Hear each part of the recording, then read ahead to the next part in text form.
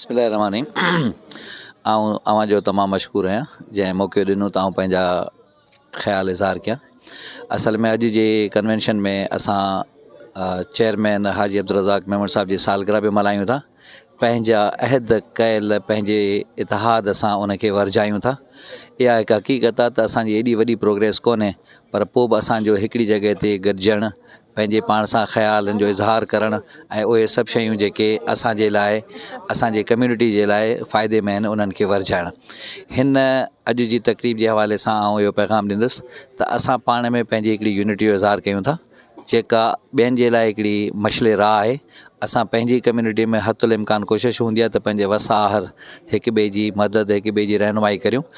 मादी दौरु आहे, सभिनी जूं ज़रूरतूं आहिनि, ओतिरो त सभु कुझु नथो थी सघे, लेकिन उन खां पोइ बि कोशिशि इहा हूंदी आहे ख़ासि तौर त हिक ॿिए जी मदद, हिक ॿिए जी रहनुमाई, हिक ॿिए जी आगाही करियूं। ऐं तव्हांजो मशकूर आहियां जंहिं तव्हांखे मौक़ो ॾिनो। Thank U very much.